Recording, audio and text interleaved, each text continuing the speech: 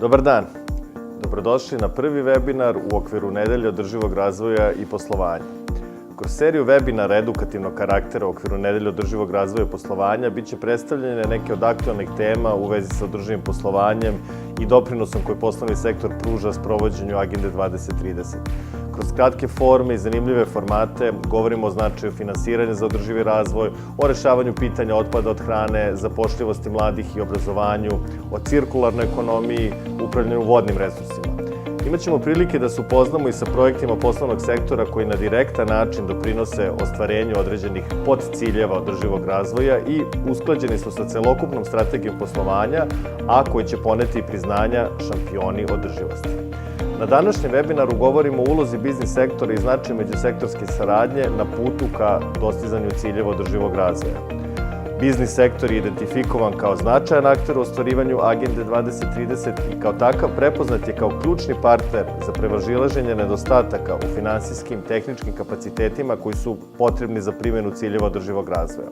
Iz tog razloga neophodno je omogućiti efikasnu saradnju između različitih biznis sektora i lokalnih donosioca odluka kroz udruživanje njihovih znanja, ekspertize, iskustava i ostalih resursa, a sve kako bismo došli do napretka u primjeni ciljeva održivog razvoja. Biznis sektor je po prvi put bio uključen kao zainteresovana strana pri nastanku ciljeva održivog razvoja koji su lideri zemalja Ujedinjenih nacija usvojili 2015. godine. U Srbiji dve organizacije koje su od svog osnivanja posvećene razvoju društveno odgovornog i održivog poslovanja su Globalni dogovor Ujedinjenih nacija i Forum za odgovorno poslovanje. Mreža globalnog dogovora u Srbiji postoji još od 2007. godine i Delta Holding je od tada u ovoj organizaciji i danas broji više od 100 članica.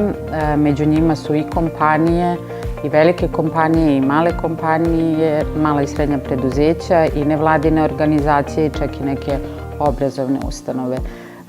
Globalni dogovor postoji u skoro svim zemljama sveta, mreža globalnog dogovora. Srpska mreža je povezana sa centralom i to je ono što je negde možda i najveći benefit globalnog dogovora kao udruženja društveno odgovornih kompanija, jer nam pruža uvid u to što su globalni trendovi kada je u pitanju korporativna društvena odgovornost i održivi razvoj i šta se dešava kod nas na lokalu. Znači, mreže globalnog dogovora i u svijetu i u Srbiji imaju za cilj promociju 10 principa globalnog dogovora koje se tiču brige o ljudskim i radnim pravima, poštovanja antikorupcijskih principa i zaštitu životne sredine. Globalni dogovor Ujedinjenih nacija aktivno promoviše i realizaciju ciljeva održivog razvoja koje su negde u agendi Ujedinjenih nacija donete još 2015. godine.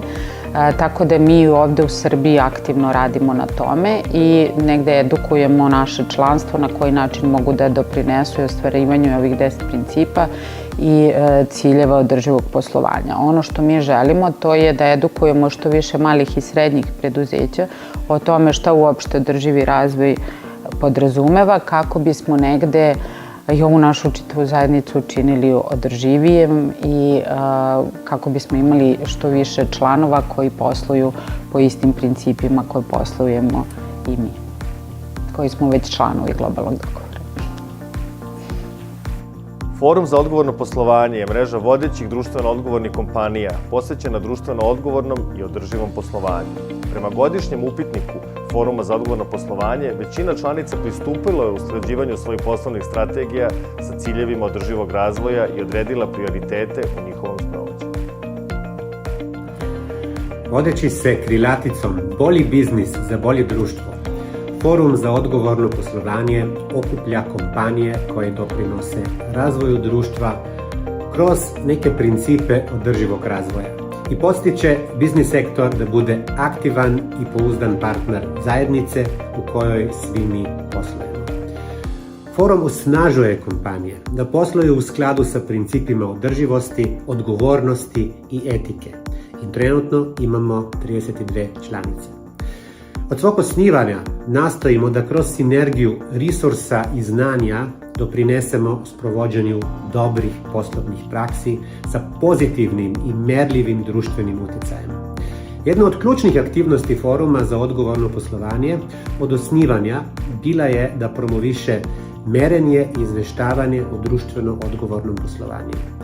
Jer to je jedini put kojim možemo nešto da unapredimo, kada merimo. Imamo osnovu za postavljanje nekih ciljeva, kada izveštavamo, gradimo odnos poverenja sa zajednicom. Drago mi je da mogu da kažem da je 88% kompanija članica Foruma izrazilo je opredeljenje da doprinese realizaciji ciljeva održivog razvoja. Ono što mi možemo kao mreža da vidimo kao zajedničke prioritete za gotovo sve naše članice. O čemu će govoriti i detaljnije i ostale kolege, odnosi se na nekoliko područja. Obrazovanje za održivi razvoj i podršku mladima. Zdravo, inkluzivno radno okruženje. Zaštitu životne sredine kroz smanjenje karbonskih emisija i smanjenje otpada. Podršku malim i srednjim poduzećima i socijalnom poduzetništvu. Preko 70% kompanija članica Foruma za odgovorno poslovanje upoznaje javnost o društvenoj i odgovornoj situaciji kroz izveštaje. A od nedavno to je postalo i zakonska obaveza za velike kompanije u Srbiji. Naše aktivnosti u okviru platforme Održivi razvoj za sve usmerene su na širenje dobrih praksi koje doprinose održivosti u lokalnim sredinama i kod malih i srednjih poduzeća. Kroz naše učešće u platformi imali smo prilike da ponudimo naše iskustvo, znanje i vreme, da pomognemo da mala i srednja preduzeća počnu da razmišljaju o tome kako da unaprede svoje poslovanje vođenim principima održivosti, a neka i da realizuju prve promjene. Put do održivosti pun je izazova sa kojima se svi mi suočavamo i zato je za njihovo prevaziđenje važno udruživanje. U tom smislu Forum ostaje mjesto namenjeno svim profesionalcima u oblasti društveno odgovornog poslovanja. Za uvid u najnovije trendove, razmjenu iskustava, zajedničke inicijative i podršku za pojedinačne akcije koje doprinose našem društvu, kao i ostajemo pouzdan partner lokalnoj zajednici. Kao lider kompanije A1, koja u velikoj meri svoju poslovnu strategiju posvećuje upravo društvenoj odgovornosti, svestan sam u kojoj meri je poslovanje zasnovano na principima održivosti velika prilika za sve nas, a ne neka dodatna obaveza. U ovo verujemo svi u Forumu, kao i u to da su biznis lideri u jedinstvenoj poziciji, da iniciraju pozitivne promjene u društvu i da treba da osnažujemo druge. Da je pored toga koliko svojih resursa kompanija izdvaja za podršku zajednici veoma važno i kako to čine. Da, jedino aktivna saradnja svih sektora vodi do trajnih i poboljšanih sistemskih rješenja. Zbog toga pozivamo sve kompanije koje dele iste vrednosti da nam se pridruže, kako bismo zajedno kroz bolji biznis gradili i bolje društvo.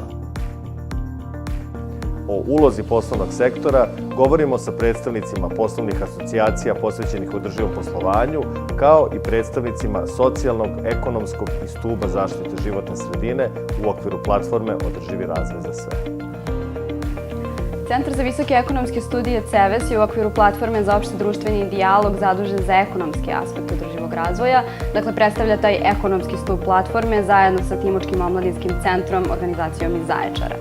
CEVES kroz svoje aktivnosti u okviru platforme je zapravo zadužen za sam održivi ekonomski razvoj i u tom kontekstu zadužen za ciljeve održivog razvoja koji su direktno ili indirektno upravo povezani sa ekonomskim razvojem. Dakle, to je cilj održivog razvoja 8, koji je u kome je riječ o stabilnom privrednom rastu. Tu je cilj održivog razvoja 9, koji je pretežno fokusiran na infrastrukturu i inovacije. Zatim imamo cilj održivog razvoja broj 10 koji se bavi smanjenjem nejednakosti, cilj održivog razvoja 11 koji se bavi čistim i održivim zajednicama i gradovima i cilj održivog razvoja broj 16 koji je fokusiran na stabilnost institucija. Dakle, u okviru ovog projekta CEVES održava različite aktivnosti kako na nacionalnom, tako i na lokalnom nivou. I ove aktivnosti pokušavaju da stave fokus upravo na male i srednje preduzeća i njihov značaj za održivi ekonomski razvoj. Smatramo da je održivi ekonomski razvoj od izuzetnog značaja za razvoj domaće privrede, upravo kroz povezivanje između malih i srednjih preduzeća koja mogu i jesu, ali mogu još više da postanu upravo pokretač domaće privrede. U okviru nacionalnih aktivnosti i u okviru platforme CEVES se fokusira na već pomenut razvoj malih i srednjih preduzeća i održivi ekonomski razvoj, upravo kroz njihova povezivanja, ali i kroz lokalni ekonomski razvoj, dakle razvoj lokalnih zajednica i njihovim vlasništvom nad planiranjem svog lokalnog ekonomskog razvoja.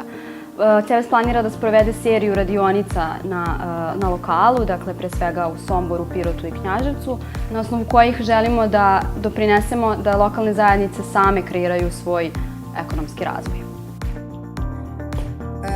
Fondacija Ana i Vlade Divac u saradnji sa Fondacijom Centar za demokratiju koordinira radom socijalnog stuba platforme i doprinosi ostvarivanju ciljeva koji se tiču smanjenja siromaštva, borbe protiv gladi, pristupa zdravstvenim uslugama, pristupa obrazovanju i rodnoj ravnopravnosti.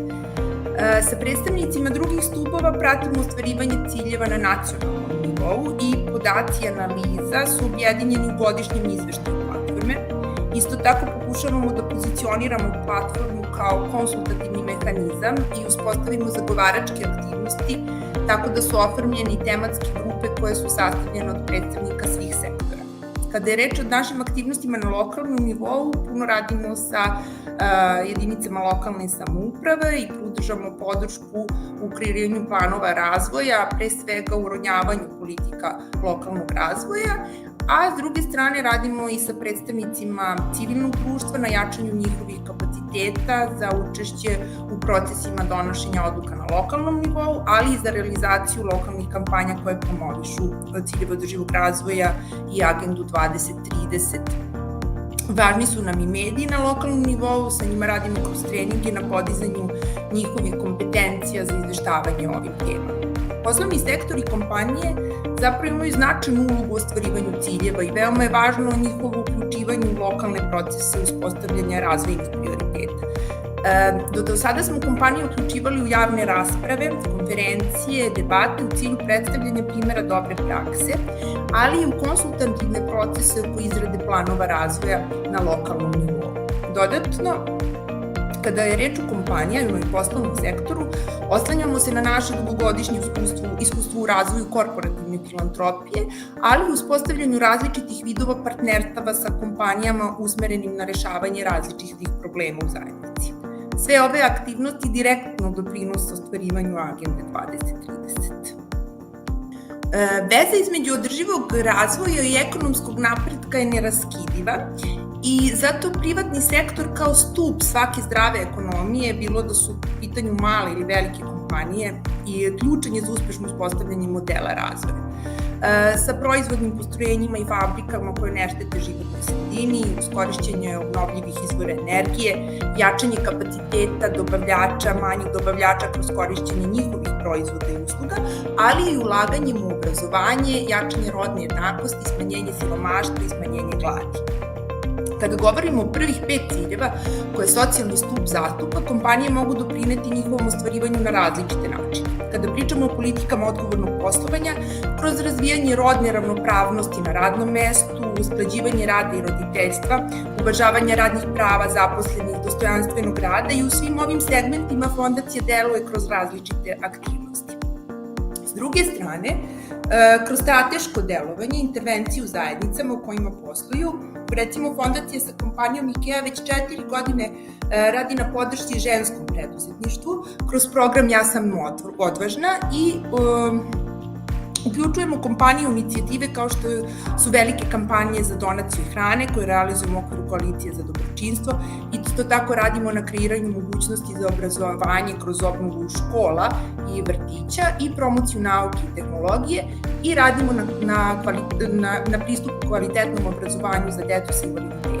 Ovo sve radimo sa našim partnerima iz poslovnog sektora i zato je naša platforma Održivi razvoj za sve predstavlja sinergiju napora svih aktera uključenih u ovu inicijativu da se ova tema aktualizuje.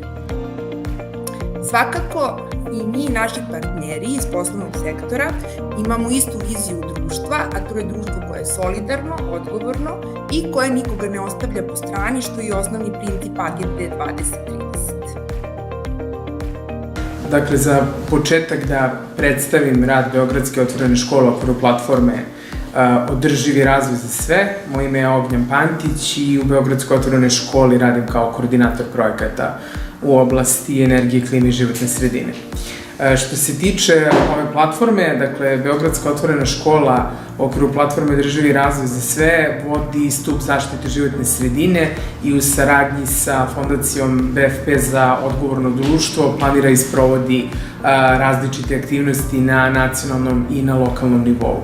Što se tiče nacionalnog nivoa, bili smo fokusirani na to da ispratimo neke veoma važne procese donošenja odluka, kao što je izrada, dakle, prostornog plana Republike Srbije za period do 2035.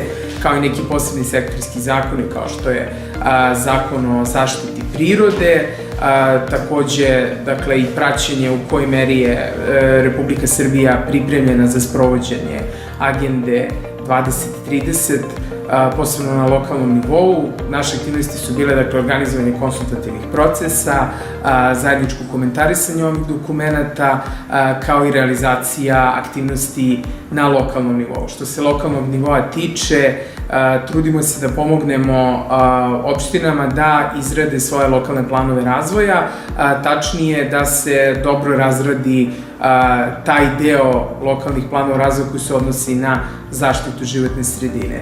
Bili smo aktivni u opštinama Sremski Karlovci u saradnji sa Pokretom Gorana Vojvodine, kao i opštini Priboj u saradnji sa udruženjem Primus, dok smo ove godine fokusirani na Bor i Pirot i radimo zajedno sa Društvom mladih istraživača Bor. Ono što odlikuje, dakle, sve naše aktivnosti, posebno te aktivnosti na lokalu, jeste rad na tome da u praksi primenimo načelo koje je integralni deo cilja održivog razvoja, to je da niko ne bude zapostavljen, odnosno prevedeno u afirmativni ton, da sve zainteresovane strane budu uključene. Dakle, mi kroz podršku lokalnim zajednicama, odnosno konkretno lokalnim samoupravama na izradi tih lokalnih planova razvoja, kada organizujemo konsultativne procese, trudimo se i vrlo nam je važno da čujemo mišljenje svih aktera koji živi i rade u tim lokalnim sredinama. Dakle, to su naravno i predstavnici lokalne samouprave, ali i organizacije civilnog društva, organizacije, dakle, medijske, akademska zajednica, privreda i građani. U aprilu ove godine Centar za visoke ekonomske studije CEVES je objavio publikaciju preduzeća u Srbiji i Agenda 2030, prioriteti, izazovi i kriza COVID-19. Ova publikacija nastala je na osnovu ankete sprovedene tokom oktobra prošle godine.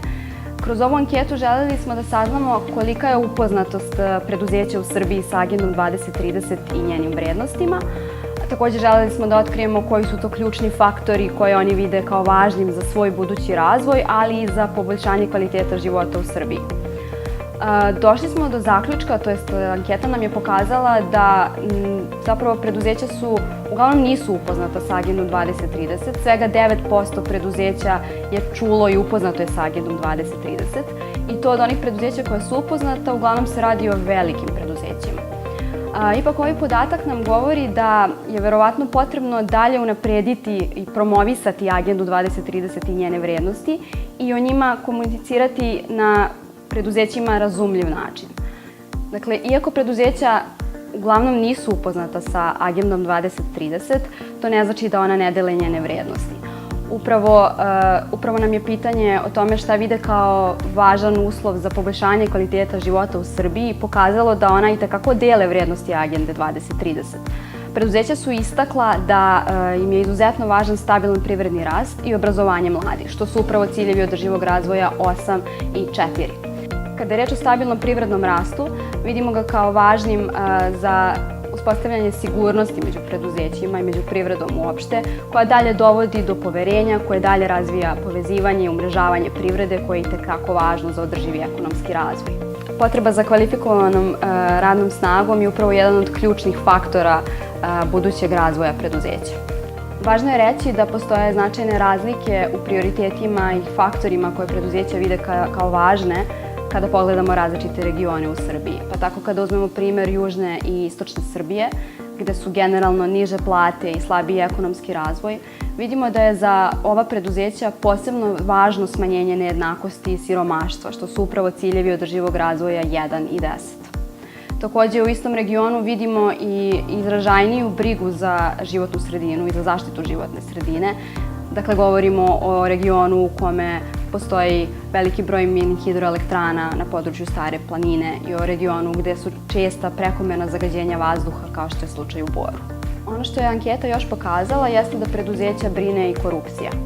Korupcija je posebno veliki problem za mala preduzeća u odnosu na velika, što se može opravdati upravo manjim finansijskim resursima koje posjeduju mala u odnosu na velika preduzeća. Kada je reč o uključenosti privrede u donošenje odluka važnim za lokalni ekonomski razvoj, vidimo da su preduzeća retko konsultovana, a i onda kada jesu, češće su konsultovana veća u odnosu na mala preduzeća. Jedan od glavnih zaključaka publikacije preduzeća u Srbiji Agenda 2030 je upravo da, iako preduzeća možda nisu direktno upoznata sa Agendom 2030, ona itekako cene i poštuju njene vrednosti i njihove vrednosti su im itekako značajne za njihov budući razvoj. Drugo pitanje je, dakle, zašto je važno da se biznis sektor posveti ciljevima održivog razvoja? Dakle, u skladu sa onim što sam malo prepomenuo, to je načelo da niko ne bude zapostavljen, odnosno da svi budu uključeni, to se odnosi naravno dakle i na privatni sektor, odnosno na biznis sektor u sprovođenju Agende 2030, kao što ne postoji ni jedna dimenzija održivog razvoja koja bi bila pretežnija ili važnija od one druge, tako su i svi akteri u društvu jednako važni za sprovođenje, dakle, Agende 2030 i dostizanje ciljeva održivog razvoja. Ono što svakako stavlja, da kažem, biznis sektor na jedno posebno mesto ovde jesu, dakle, i veća vidljivost, dakle, i reputacija unutar zajednice, veći i obim poslovanja, ali, dakle, samim tim kroz funkcionisanje ovog sektora i veći pritisak na prirodne resurse, ali i veliki resursi unutar, dakle, privatnog sektora da se adresiraju izazovi u zaštiti životne sredine. A ovo su sve, dakle, razlozi zbog čega biznis sektor ima jednu, rekao bih, važnu ulogu. Dakle, definitivno su ti pojmovi, dakle, održivog poslovanja, razrade te korporativne politike održivog poslovanja, društveno odgovorno poslovanje, izveštavanje o sprovođenju, dakle, aktivnosti u toj oblasti, nešto što je relativno novo, ali što postaje sve značajnije. Dakle, vidimo da kada se analizira privatni sektor, svima postaje veoma važno da ga analiziraju iz te perspektive. Kako, na primjer, investitorima koji pri analizi toga u koju kompaniju investiraju sada inkorporiraju tu dimenziju održivosti. Dakle, važno je da znaju da li investiraju u neku kompaniju čije poslovanje sveobuhvatno održivo, tako i kupcima, kao i zaposlenima. Dakle, ljudi sve više prilikom odlučivanja gde rade ili recimo čiji proizvode kupuju, uzimaju u obzir i to na koji način se, da kažem, poslovanje i rad određene firme odražava na životnu sredinu, na zajednicu, dakle, na privredu generalno, kako bi doneli tu neku konačnu odluku o tome, zato što ljudi sve više žele da svojim ličnim primerom doprinose dakle, implementaciji ciljeva održivog razvoja, a to u slučaju privatnog sektora podrazumeva dakle, i odluku da li se investira u određenu firmu, odluku da li se radi u toj firmi, kao i odluku da li ste vi praktično kupac, odnosno mušterija.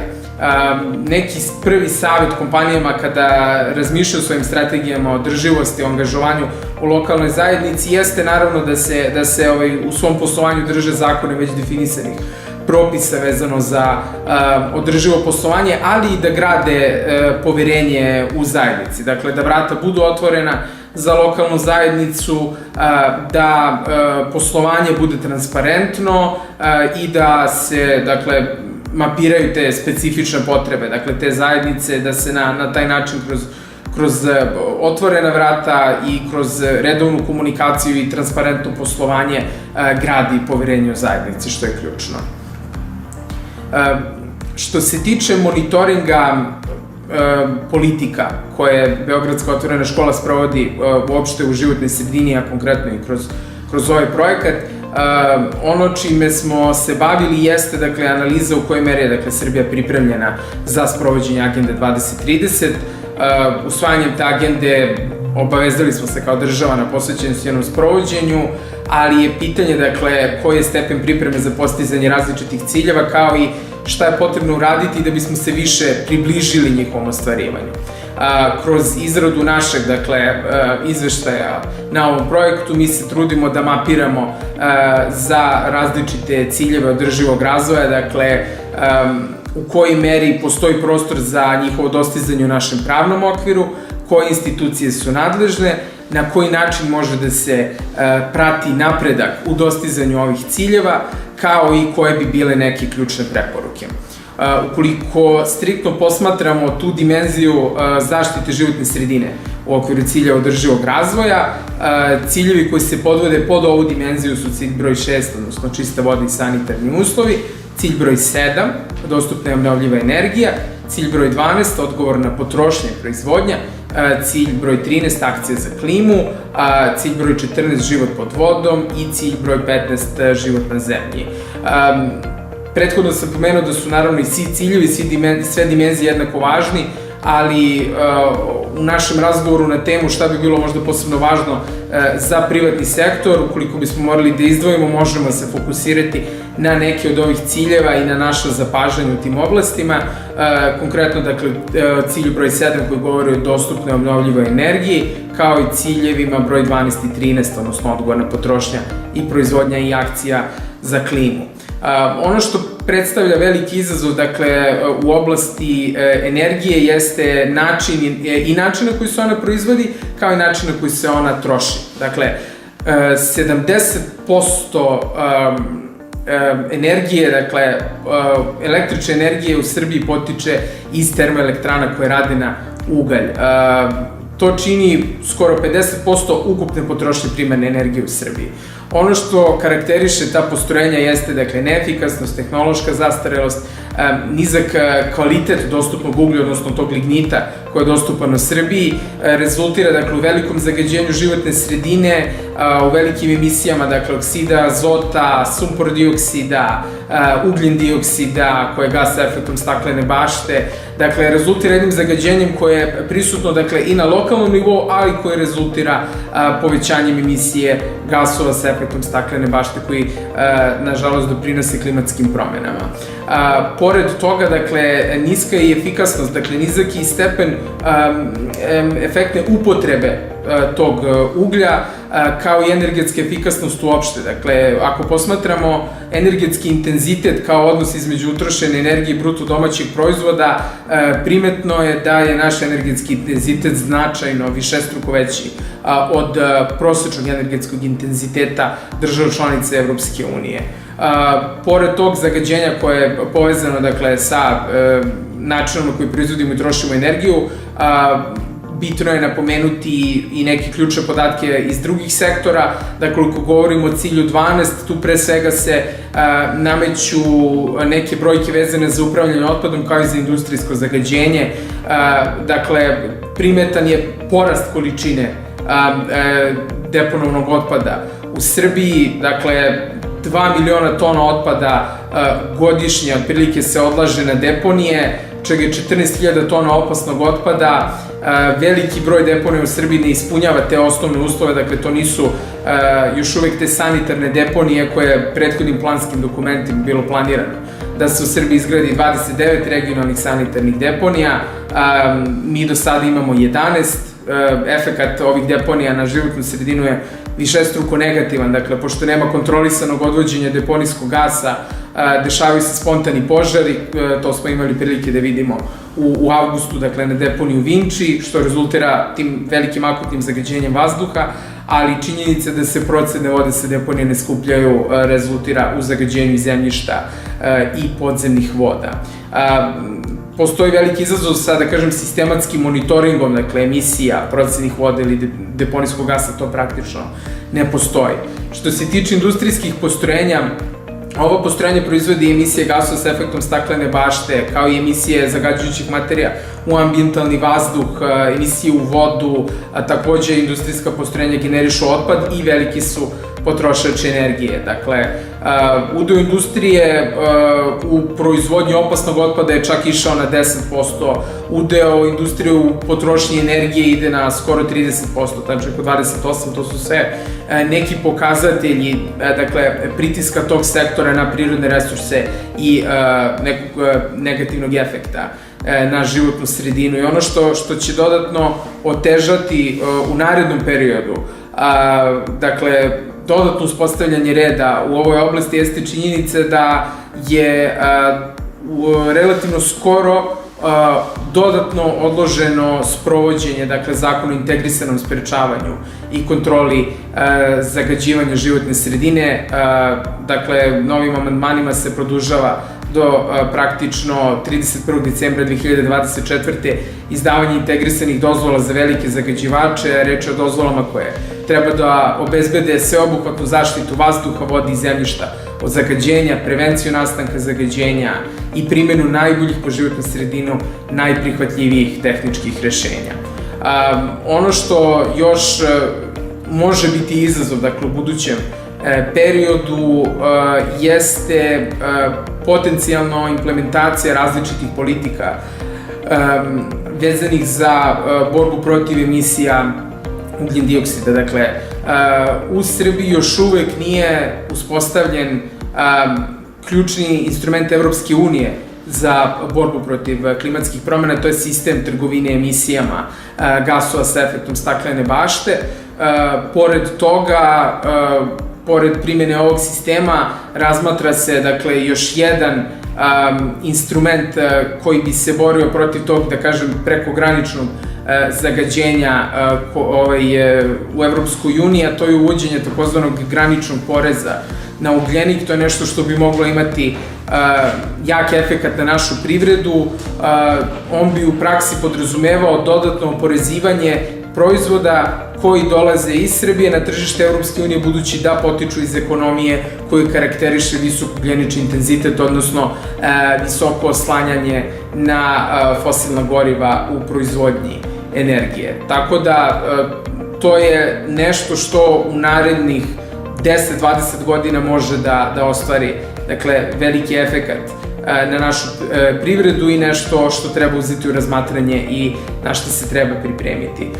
Što se tiče nekih od ključnih preporuka, dakle, u ovim oblastima o kojima smo razgovarali, svakako jeste uvođenje principa cirkularne ekonomije u relevantne strateške dokumente i propise na nacionalnom nivou, dakle, razbijanje tog principa linearne, dakle, samo proizvodnje i potrošnje resursa, odnosno jednu predanost tome da resursi koji se jednom upotrebe ostanu što duže, dakle, u samom lancu, dakle, korišćenja. Pored toga treba raditi na uspostavljanju sistema za praćenje opasnih hemikalija, zamenu upotrebe opasnih hemikalija manje opasnim, rad na ažuriranju, uspostavljanju ažuriranju lokalnih registra izvora zagađivanja sa zakonskim obavezama prikupljanja podataka.